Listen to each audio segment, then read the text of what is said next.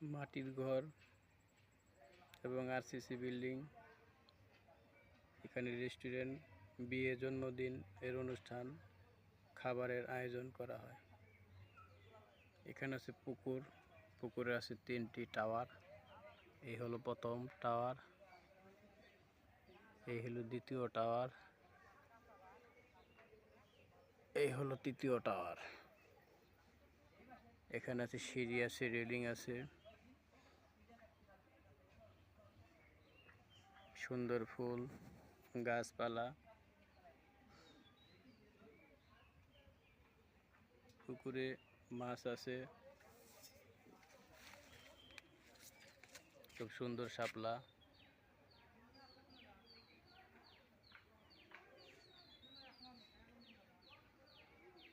এই হলো কৃষ্ণচূড়া